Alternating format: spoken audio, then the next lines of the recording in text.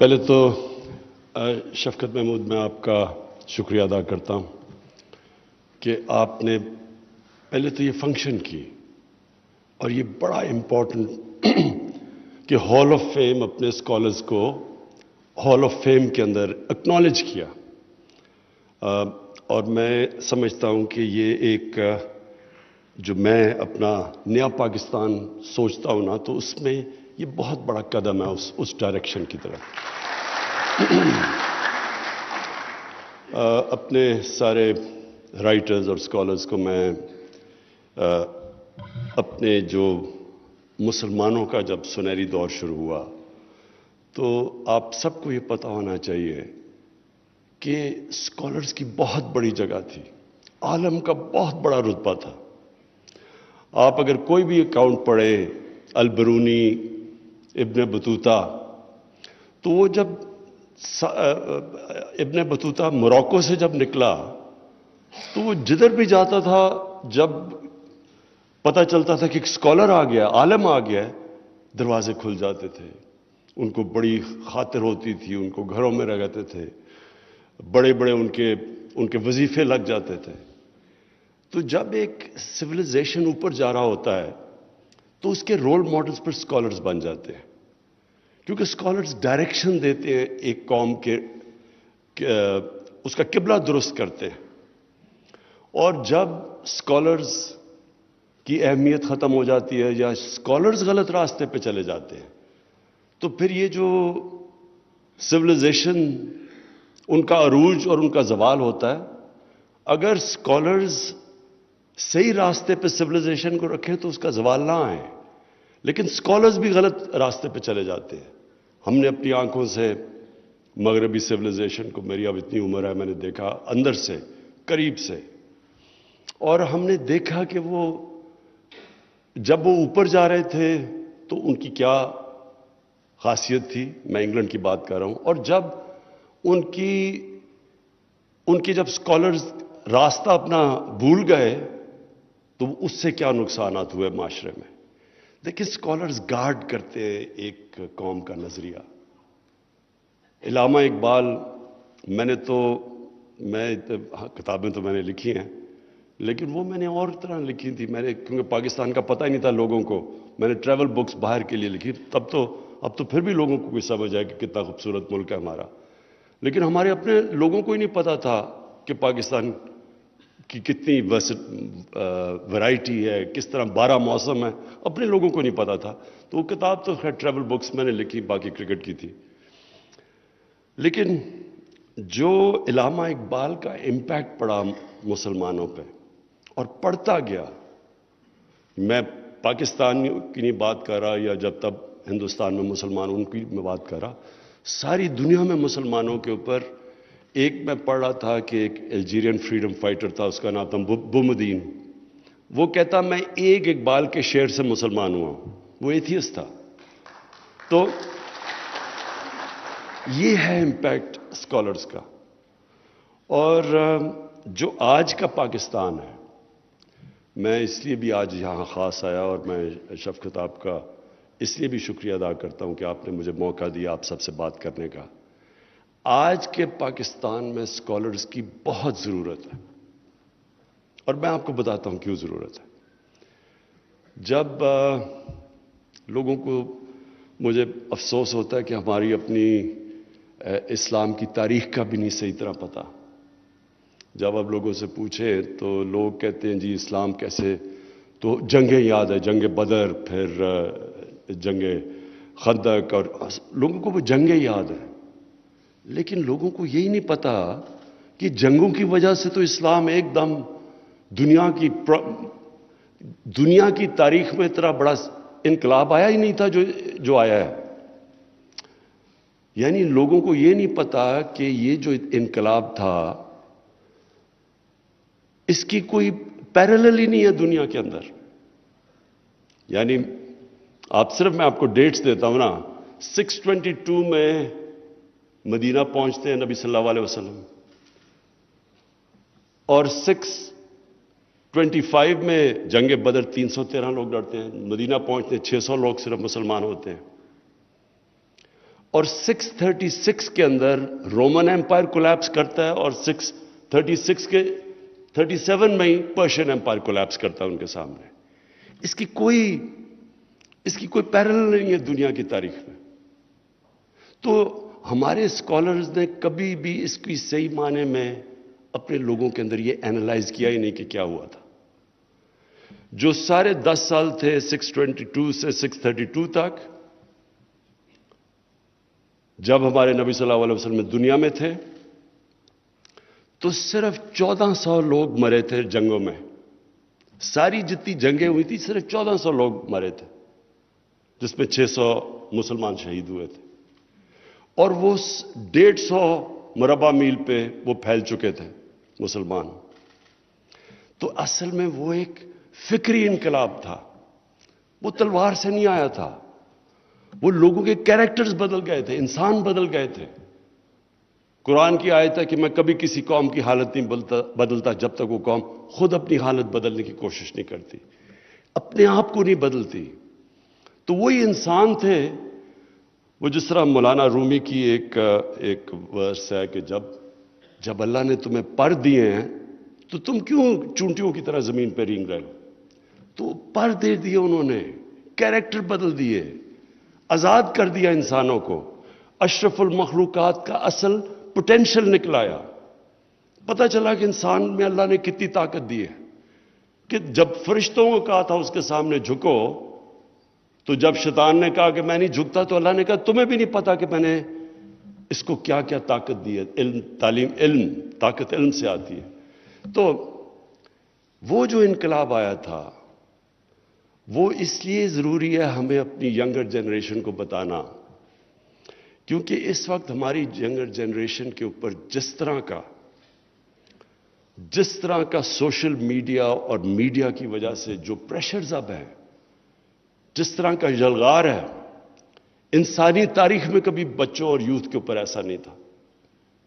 آج ایک بچے کے پاس موبائل فون کے اوپر وہ کانٹینٹ ہے جس میں زیادہ تر پازیٹیو بھی ہے، نالج بھی ہے، انفارمیشن بھی ہے، لیکن وہ دوسرا کانٹینٹ ہے، ایکس ریٹڈ کانٹینٹ، جو انسانی تاریخ میں بچے نے کبھی فیس نہیں کیا. اس لیے اس ملک میں ہمارے اسکالرز کی، ہمارے فلم ٹی وی پروڈیوسرز کی بہت زیادہ آپ کی ذمہ داری ہے اپنی ینگر جنریشن کے لیے کو، اگر ہم نے ان کو صحیح ڈائریکشن پہ رکھنا ہے. دیکھیں، آپ میڈیا کو تو بند نہیں کر سکتے، سوشل میڈیا ریالٹی ہے، کچھ بھی نہیں آپ کر سکتے. آپ کئی دفعہ مجھے آتا ہے کہ جی یوٹیوب کے اوپر یا کسی کے اوپر یا ٹک ٹاک کے اوپر یہ کانٹینٹ آیا، میں ان کو پی ٹی اے کو ٹیلی فون کرتا ہوں، وہ بلاک کر دیتے ہیں سائٹ، اگلے دن کوئی اور نکلاتی ہے. یہ بہت ایک دنیا اس سے ابھی کوپ کر رہی ہے. جو سوشل میڈیا ایک نئی چیز آئی ہے اور یہ ہمیں پتہ ہی نہیں کتنی تیزی سے آگے بڑھ رہی ہے. تو ہم روک تو وہ سکتے نہیں ہیں، لیکن ہم اپنے بچوں کو ان کی تربیت کر سکتے ہیں. ان کو ہم ہتھیار دے سکتے ہیں کہ یہ جو جس طرح کا اب ان کو کانٹینٹ اویلیبل ہے، اس سے کیسے انہوں نے ڈیل کرنا ہے. تو مجھے پتا ہے کہ ماں باپ ان کے اوپر کس طرح کئی دفعہ پریشان ہوتے ہیں، جو جس طرح بچے اپنے موبائل فون کی طرف سے جو ان کو چیزیں اب ایکسیس ہیں. تو اس لیے میرا جو اپنے ملک کے اوپینین، کیونکہ اسکالرز اوپینین میکرز ہوتے ہیں، اور اسکالرز پھر سے میں ریپیٹ کرتا ہوں، ملک کی ڈائریکشن کو پروٹیکٹ کرتے ہیں، آپ کے نظریے کو پروٹیکٹ کرتے ہیں، اچھے برے کی تمیز دیتے ہیں. ہم اس وقت جو ہمارا سب سے بڑا کرائسس ہے، ہماری جو morality، جو ایتھکس ہیں، وہ بڑی بری طرح نیچے گرے ہیں. جو کرپشن ہے نا، سارے مجھے کہتے ہیں جی آپ کیوں یہ ان کے پیچھے کرپشن پڑے رہتے ہیں، ان دو بڑے خاندانوں کے پیچھے. میری ان سے کوئی ذاتی لڑائی، بلکہ میری تو دوستیاں ہوتی تھی ان سے. اصل میں جب نبی صلی اللہ علیہ وسلم نے انقلاب لے کے آیا، یہ جو فکری انقلاب آیا تھا، تو وہ اس کا بیس پہلے تھا morality کے اوپر. اچھائی کو اٹھاؤ اور برائی کو کنڈیم کرو. یہ ہے بیسس ایک سویلائزیشن کا. جس سویلائزیشن کی morality چلی جاتی ہے، مولانا رومی سے کسی نے پوچھا قوم کیسے مرتی ہے؟ مولانا رومی نے دو درختوں کی مثال دی، ایک بڑا خوشبودار اور خوبصورت درخت اور دوسرا بدصورت درخت. یعنی انہوں نے کہا جب ان دو درختوں کے اندر ڈفرینشیٹ کرنا ختم کرتی ہے قوم مر جاتی ہے. جب ایک قوم اچھے برے کی تمیز ختم کرتی ہے قوم مر جاتی ہے. جب قوم برائی کو ایکسپٹ کر جاتی ہے قوم مر جاتی ہے. آپ جب برے کو برا نہیں کہتے اور اس کو ایکسپٹ کر جاتے تو اس کا مطلب کہ آپ کا زوال شروع ہو گیا. کیونکہ میں جب دیکھ رہا ہوں کہ میرے ساتھ والا گھر میں وہ 5 مرلے گھر میں رہتا تھا اور دیکھتے دیکھتے اس کے پلازا بن گیا، پورا پیلس بن گیا، زمینوں پہ قبضے کر کر کے اربوں پتی بن گیا. میں صبح سے لے کے شام تک کیوں محنت کروں جب میں 50 سال میں اتنا پیسہ نہیں کما سکتا جو اس نے ایک دن میں کما لیا. تو ورک ایتھکس ختم ہو جاتے ہیں معاشرے میں. میں نے اپنا وقت انگلینڈ میں پہلے پڑھائی کی، اس کے بعد پھر میں کرکٹ کھیلتا تھا وہاں کوئی 18 سال. تو میں آپ کو یہ صرف بتا سکتا ہوں کہ وہاں کا اور ہماری جو موریلٹی ہے، جو ایتھکس ہے، زمین آسمان کا فرق ہے. ان کی جو پارلیمنٹ ہے وہ چلتی کیسے ہے؟ وہاں کیوں نہیں کوئی پیسے چلتے جس طرح ہمارے سینٹ کے اوپر لوگ بکتے ہیں؟ وہاں کیوں نہیں ہوتا؟ وہاں کبھی تصور ہی نہیں ہے کہ کوئی ہارس ٹریڈنگ ہوگی. جب پیسے چل کے جناب وہ ادھر سے ادھر چلے جاتے ہیں ممبرز پیسے. یہ کیوں نہیں وہاں کانسیپٹ؟ کیونکہ ان کی مورل سٹینڈرڈز ہمارے سے بہت اوپر ہے. اور ایک وقت ایسا تھا کہ مسلمان تاجر جب انڈونیزیا اور ملیشیا گئے تو ان کے کیریکٹر کی وجہ سے لوگ مسلمان ہو گئے. ان کا کیریکٹر اتنا تھا. ایک اوتھیلو جو کہ شیکسپیئر کا ایک پلے ہے، اس کے اندر وہ ایک مور یعنی مسلمان اس میں بتاتا ہے، اس مسلمان کا کیریکٹر سب سے اوپر تھا. وہ بڑا ہائی کیریکٹر کا آدمی تھا. جب کروسیڈز کا پہلا ٹاکرا ہوا مسلمانوں سے 11ویں صدی میں، تو وہ آپ اکاؤنٹس پڑھیں کہ وہ مسلمانوں کا اور ان کو وہ جنگلی کہتے تھے کیونکہ ان کی ایتھکس اور کیریکٹر ان سے بہت اوپر تھے. تو ہمارا جب تک ہم ایک فکری انقلاب یہاں نہ لے کے آئیں، یہ ملک میں اللہ نے سب کچھ دیا ہے. آپ کو یقین کریں، اگر جتنے میں نے 3 سال میں اقتدار میں رہا ہوں، یعنی میں سوچتا ہوں کہ اللہ نے کیا کیا نہیں دیا اس ملک کو. یہ بڑا ایک ہر طرح یہ اللہ نے یہاں نعمتیں بخشی ہوئی ہیں. لیکن جب تک ایک ملک کے اندر مورل سٹینڈرڈز نہیں آتے، ایک قوم کی موریلٹی اوپر نہیں جاتی، جو کہ مدینہ کی ریاست میں پہلے گئی تھی. پہلے پیسہ نہیں آیا تھا، پہلے انہوں نے ان کی اخلاقیات اوپر لے کے گئے تھے، ایتھکس. پہلے ایک ذہنی جس طرح میں کہتا ہوں ایک فکری انقلاب آیا تھا، پھر تبدیلی آئی تھی. تو ہمیں ضرورت یہ ہے اپنے اسکالر سے کہ 2 طرح کے ہمارے چیلنجز ہیں. ایک چیلنج یہ ہے کہ ہم کرپشن کو ایکسیپٹ کر بیٹھے. مجھے کہتے ہیں جی وہ اپوزیشن لیڈر ہے، آپ اسے ہاتھ نہیں ملاتے. اس کے اوپر اربوں روپے کے کرپشن کے کیسز ہیں. میں اس کے اوپر ہاتھ ملاتا ہوں تو میں ایکسیپٹ کروا دیتا ہوں معاشرے میں کہ بری چیز ہی نہیں ہے یہ. آپ انگلینڈ میں آپ کو بتاؤں، انگلینڈ کے اندر کبھی کسی ایک پولیٹیشین کے اوپر صرف الزام لگ جائے نا کہ اس نے پبلک کا پیسہ چوری کیا، کوئی اس کو اینکر ٹی وی پہ بٹھا دے، مجال ہے کہ پارلیمنٹ میں وہ گھس سکے، جب تک وہ اپنے آپ کو کلیئر نہیں کرتا. وہاں یہ تصور بھی نہیں ہے کہ اربوں روپے کی کرپشن اور وہ جا کے اسمبلی میں 2 گھنٹے کی تقریریں کر رہے ہیں، کیونکہ ان کی سٹینڈرڈز مختلف ہیں ہمارے سے.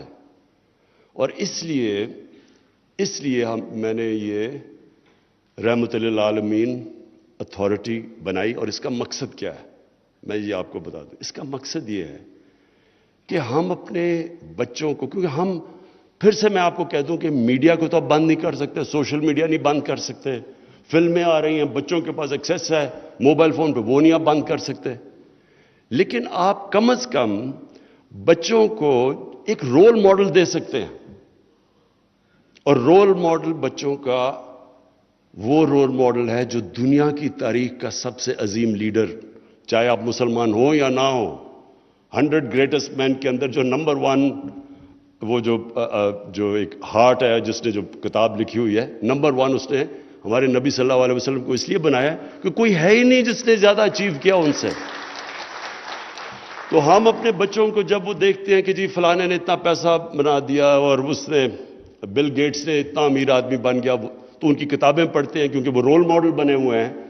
ہمیں ساتھ ساتھ وہ بھی رول ماڈلز ہوں، لیکن ہمیں ساتھ ساتھ اپنے بچوں کو بتانا تو چاہیے کہ دنیا کا سب سے عظیم لیڈر، اس کی کیا کوالٹیز تھیں کہ وہ اتنا، انہوں نے ایک پوری 2 سپر پاورز کے سامنے ایک قوم جس کی حیثیت ہی کوئی نہیں تھی، ان کو اٹھا کے دنیا کی امامت کروا دی۔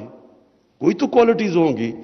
تو ہمارا کام، ہمارا جو معاشرے کا اس وقت، اگر ہم نے اس کے ایتھکس اٹھانے ہیں تو ہمیں ان کی سیرت کے اوپر سوچ کے، پروگرامز کر کے، ٹی وی کے اوپر ایک آلٹرنیٹ میسج دینی ہے اپنے بچوں کو۔ جاپان کے اندر پہلے 7 کلاسز کے اندر وہ بچوں کو شنٹوازم، جو ان کا دین ہے، اس کے ایتھکس پہلے سکھاتے ہیں۔ میتھس اور اس کے علاوہ ایتھکس سکھاتے ہیں بچوں کو، اچھے برے کی تمیز سکھاتے ہیں۔ قانون علیحدہ ہیں لیکن جو ایتھکس ہے، اور آپ جاپان میں چلے جائیں آپ حیران ہو جائیں گے۔ مجھے تو پتہ ہی نہیں تھا کہ مجھے تو وہاں جا کے پتہ چلا کہ وہ اتنے ہمارا ایک کھلاڑی تھا، اس کا بٹوا گر گیا ٹیکسی میں، وہ ٹیکسی ڈرائیور نے آ کے ہوٹل کی ریسیپشن میں وہ بٹوا واپس دے دیا۔ اور وہاں جو ہمارے پاکستانی رہتے تھے، جتنے وہ پاکستانی مجھے ملے، انہوں نے جاپانی عورتوں سے شادی کی ہوئی تھی۔ وہ ساروں نے مجھے ایک چیز کی کہ جب وہ جاپانی عورت مسلمان ہوئی، وہ ان سے بہتر مسلمان ہو گئی۔ وہ ان کو بتاتی تھی کہ یہ تم غلط کر رہے ہو، یہ اسلام کے خلاف ہے، کیونکہ ان کی ایتھکس، ان کی جو موریلٹی کے لیولز ہیں وہ بہت اوپر ہے۔ تو میں آپ کو صرف اور زیادہ بات نہیں کرنا چاہتا، صرف آپ کو یہ کہنا چاہتا ہوں کہ اس وقت ہماری گورنمنٹ پوری طرح آنر کرے گی اور لیول ریز کرے گی، جو کہ ہمارے اسلامی معاشرے میں ہمیشہ استاد کا بڑا لیول تھا، اسکالرز کا، عالم کا بڑا لیول تھا۔